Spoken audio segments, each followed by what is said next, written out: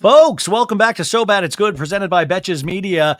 Listen, last night I was in misery. It was midnight, and I'm trying to get through a Vanderpump Rules recap, and it just provides me the opposite of joy lately. And I scroll around on Twitter and things like that as I'm trying to catch my breath in between yelling about Tom Sandoval.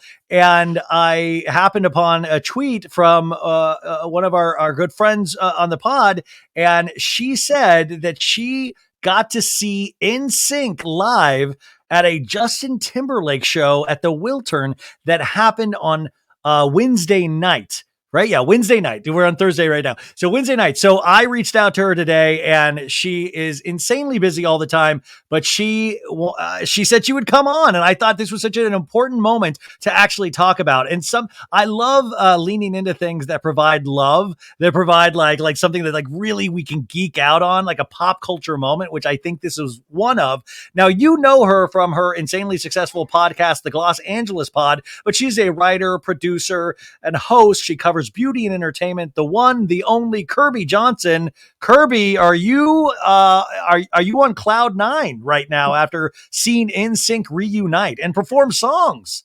Ryan, I am so unwell. Cloud nine is a great way to describe it, but I truly am like, was that a figment of my imagination? I can't believe it actually happened. Wild.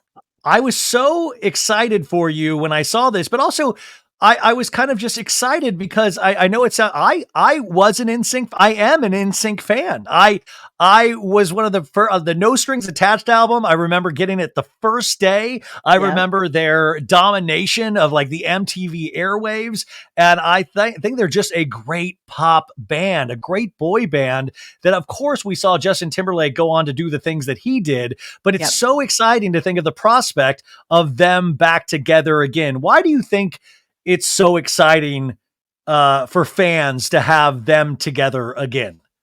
You know, nostalgia speaks to people, but I think specifically with NSYNC, they don't do these reunion tours. They don't do what, Backstreet Boys, to their credit, has been going strong for over 20, 30 years at this point. They continue to put out albums. They continue actually to make good music. If you haven't listened to their last album, you should. It's great. It's like they've evolved with the band and with their music. And I know like 98 Degrees tried something. New Kids on the Block is still going strong. And then here and there, you'll see like Lance, Joey, and Chris like do like a cruise or whatever, but it's never been the five of them. The last time we really saw them ever perform together, I believe, was when Justin won the Video Vanguard Award at the MTV Movie Awards, or pardon me, Video Awards in 2013. And they did maybe a 5-minute song and dance. And then when they got their Walk of Fame star, I believe they did not perform. I don't think they performed on the Ellen show when they did that in conjunction with getting their star on the Hollywood Walk of Fame. But that was like the first time in many, many years we had seen them reunite and even engage with each other and do something public facing that generated publicity. So I mean, the NSYNC fan, because by the way, last year when we thought we were getting like a proper reunion with the Trolls song.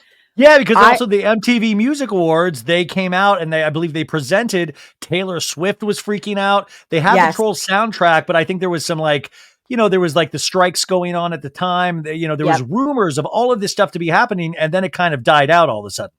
Totally. And we were all thinking it was going to be maybe a new album or a tour or something. And because at that point, nobody really knew that Justin was having his own new music and his own tour coming out. And I was doing segments called NSYNC News Now. Like I was reporting from the front lines, going to Hollywood Boulevard to try to hear the new track and stuff. It was so dumb. But I mean, I've been a fan of them since I was 12, 11 years old. And so yesterday, Wednesday, we were all kind of sleuthing. Chris Kirkpatrick does not live in California. He lives in Nashville. Joey lives on the East Coast as well, but he happens to be in town because he's doing a tour with AJ McLean of the Backstreet Boys this weekend. So, and then Lance and JC live here. And so we were all kind of like, why would Chris be here the same day that Justin's doing this one night only thing? It just, everything started to align. And then you couldn't get tickets to this show. Like when did this concert get announced for Justin Timberlake at the Wiltern? Right. It got announced last week. So he put a link in his profile, and I think he posted it on his Instagram just saying one night only in Los Angeles. He had done this previously, I believe, for Memphis and New York City. So this was like part of his promo tour for his upcoming album, which comes out Friday the 15th. Wait, when does this go live? This goes tomorrow. So Okay, great. wait, it's out tomorrow. It's out tomorrow. Okay. Okay. So it goes live the 15th. And he's been doing it, but the whole thing is that you can't just buy the tickets. You have to enter a ticket lottery, and then you find out the day before if you have been bestowed these tickets. I just happened to have a fairy godmother in the ticket department that said, "Hey, we know you entered the lottery, but we have a ticket waiting for you. Like, you will be there." And so I Wow. got really lucky, but I believe in manifestation, manifest your dreams. I'm like, I'm going to be there and NSYNC is going to come out. They're going to reunite because Wait, so on yeah, was there a rumor though? So I mean, obviously, why are they all in town? But when he put out this one night only, there wasn't like a wink. You're gonna want to be there.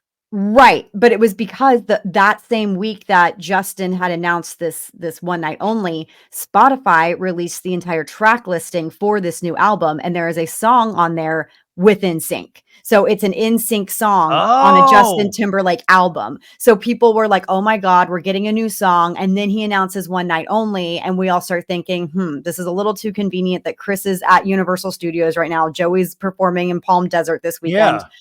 Is everything coming together? So we had an inkling, but we didn't actually know. So you show up, it's looking likely. It is like, things are in motion. You get there, and I'm not even joking, is the excitement palpable? Like you can feel the energy at concerts. Sometimes it's like, sometimes it's like everybody's just like, what was the feeling like from everybody, not just you, but from everybody around you, headed into the concert? I mean, it was electric. You could tell there were Justin fans there, and Justin is an amazing performer. If you haven't ever seen him in concert, you should, because he's a great entertainer. But there were people. I was wearing an NSYNC vintage T-shirt from 2001. Other people were wearing their NSYNC T-shirts, so you could kind of tell that the hope was, okay, we're coming here and we're supporting Justin, but we're really hoping that this NSYNC reunion that we're sniffing out actually happens. Well, listen, you're wearing the NSYNC shirt you got last night, but when you came in those doors, were they selling the NSYNC shirt already, or did they wait until after they came out to sell the shirt? That's actually a good question. I do not know, but I do know that at the end of the night, I was at the end of the merch line and I was the last person to get this in the flesh. They said they would be online and they have a limited run available online, but everything like those shirts were sold out and he still had plenty of other merch available for people. So it was clear everyone wanted this commemorative Yeah, in of sync course. moment. So the show starts. Obviously, he's going to start solo. How Yep. many songs into his concert did they come out? It was the end essentially. So he played 3 of his new songs off of the new album that he had teased and people had gotten familiar with. He played all of his hits. So he was giving the people what they wanted. I thought I was going in to see most of the album kind of be debuted, and I'm glad it wasn't that, because it would have kind of been like we don't know these lyrics, we don't know the beat Yeah, to yeah, the yeah. song type of thing. And then he had a DJ that had opened up for him and he came back out and they kind of they started mixing different tracks of his, like songs that he's featured on, deep cuts, stuff like that, to kind of get people hype. And then the DJ was like, "Should we go further in your catalog?" And everyone was like, "Okay, this is the moment." And so he started playing Gone, and he had remixed it with this song called Water that's really popular on TikTok and people love. And he just walked to the middle of the stage, and then all of a sudden during the chorus, the curtains opened. Ah, The men were there, they were lit up, and they walked out and started performing. And so they sang Gone, Girlfriend, Bye Bye Bye, and It's Gonna Be Me. And they had a track for that, so it wasn't like a live band performing with them. And a lot yeah. of people, because I posted all of the videos of this, somehow I kept enough composure to film this while I was literally sobbing. I was wondering that. I was just watching your Instagram stories, and you can follow her on Instagram. Also, her TikTok. Jessica Biel reposted one of her TikToks. Very exciting. But I was wondering how the heck you were able to remain still.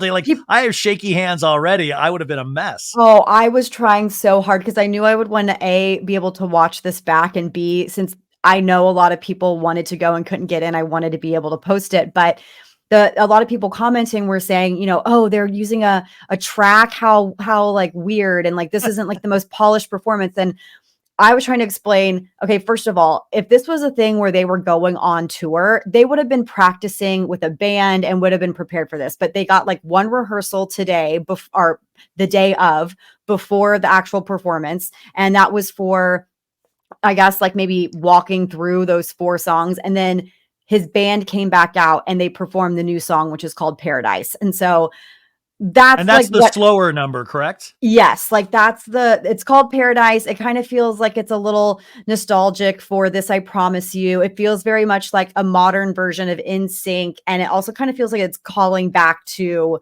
like bringing the guys back together in a way. So a lot of us have hope out there. We're hoping that after Justin tours that NSYNC will be back in the studio recording and then going on tour. I have heard from more than 3 sources that is pretty much happening once Justin's done touring, but well, see, that was my question to you, Kirbie, was that I was wondering if this was a soft launch, that they will have a section of NSYNC at Justin Timberlake's upcoming tour.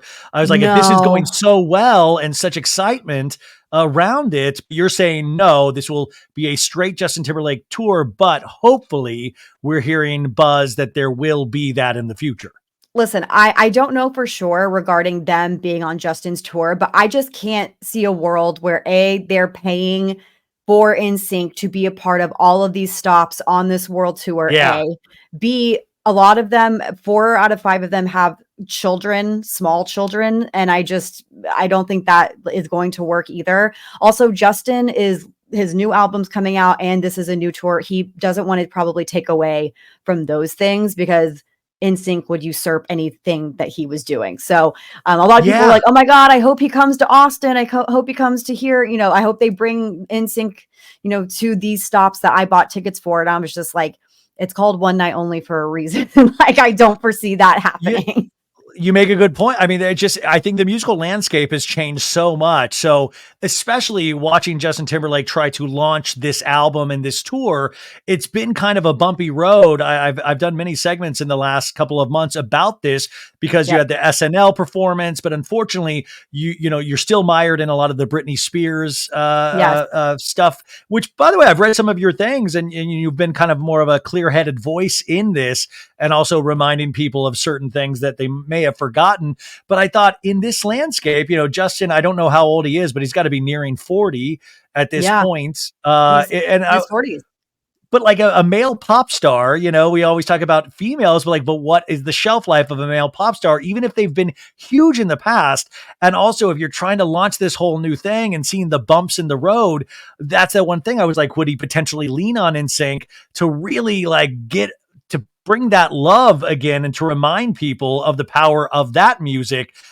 So I was just really curious about this from even a launching standpoint. What was his behavior on stage? I saw some of the videos, but did he seem excited about the moment as well? Did he feel like it was a natural thing that he was respecting?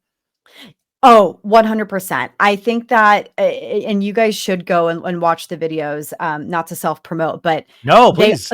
They all look so happy. Every single one of them. Justin, JC, the way that JC and Justin were interacting at the end when they all walked off stage and were saying goodbye, he was like, I love you guys. And they were all like, I love you. I love you. Like it felt so special. It felt like old times. And I think that what the hope is that that feeling that they all have, all 5 of them together, will remind them, okay, we need to get the show back on the road. And, Justin, he made that comment at his birthday show in New York City about right before Crimea River. He was like, I apologize for absolutely fucking nothing. And I'm like, you really didn't have to say that. That's so dumb for you to say that. And I think that's kind of why he went dark for a few weeks afterwards, because his publicist was probably like, be for real.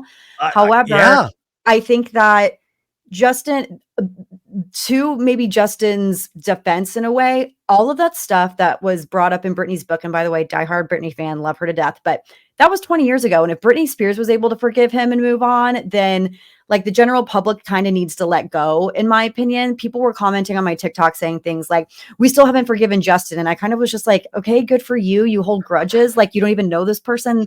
But that's the society we seem to live in. It bums me out to no degree. Like you see it with so many examples nowadays, but it's like we've all had our past. We also all were young people at a certain point. I can't even imagine what that was like for them, both being the stars that they were, having to go through something that traumatic and not having a Both of them. language of what was happening to them in the world, but even to each other. And Right, right. it's so scary. But more to NSYNC though, was there anyone? Because I was thinking like how nervous I would be. Did you sense any nerves from anybody? Justin always seems like way too confident and cocky. He's always just like flipping his mic. Did any of the other guys seem like, oh my god, they performed for stadiums? No, okay. So I love this question because, by the way, it was Justin's concert. So like he was dressed differently from everybody Yeah, else. He was flipping the mic. He was doing the little dances. He was very visually, like you could see how excited he was to like bring everybody back together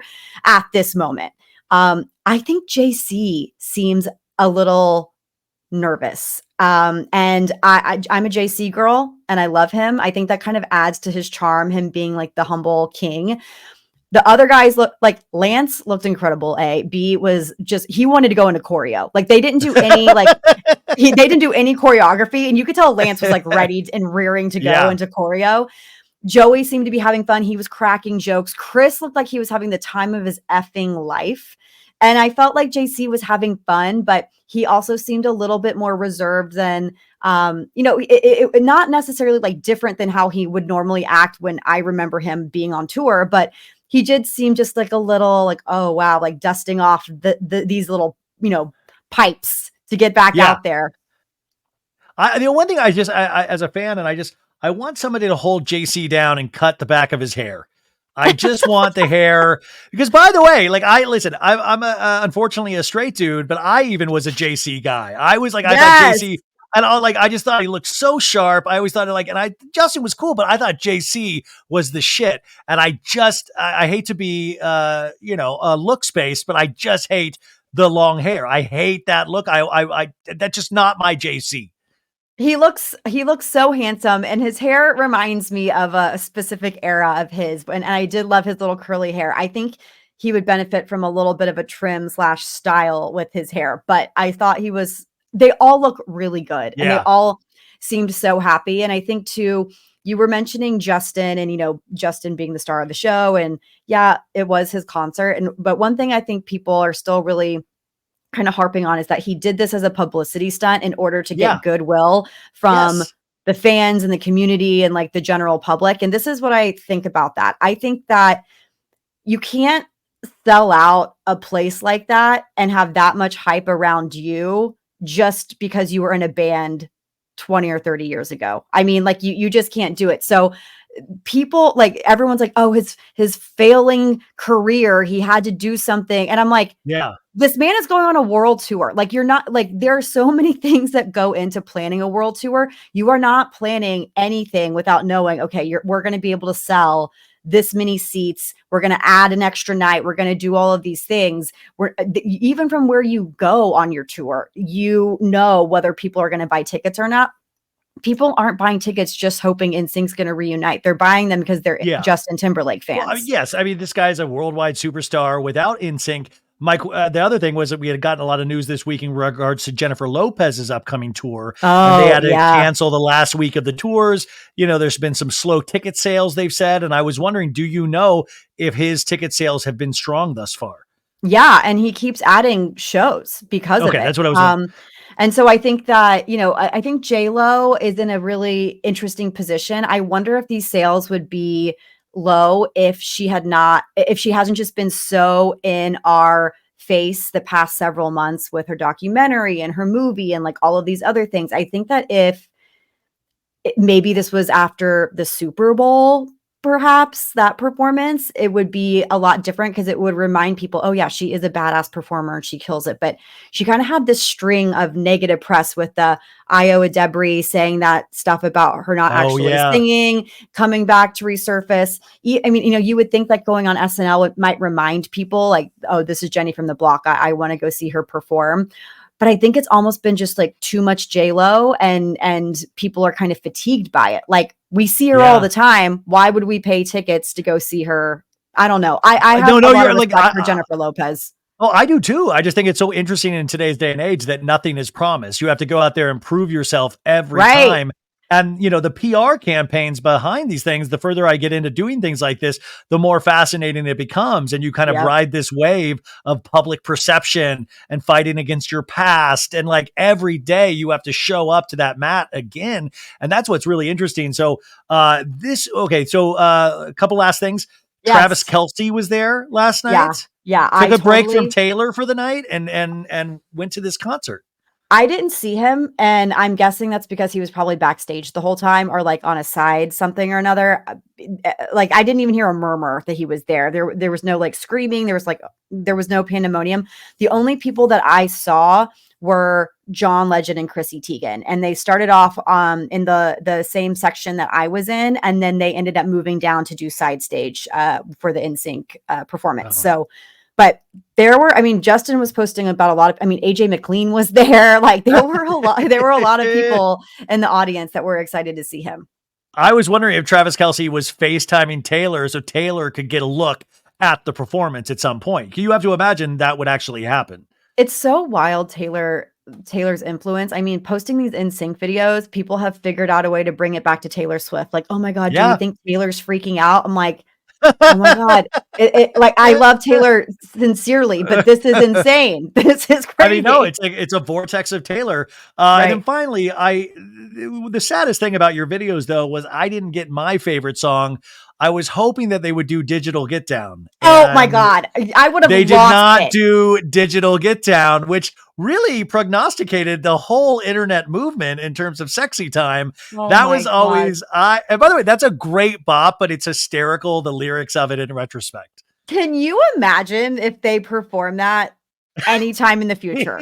I would die. There was an HBO special for NSYNC and they performed that song and JC licks the floor. Like there's like a move where he's like getting down on the floor and they're all thrusting in this clear stage and he licks the floor and there's a camera underneath. And that was a sexual awakening for a lot of us. So I can imagine. I think that's what they did to these poor boys and girls of like coming of age is just wild.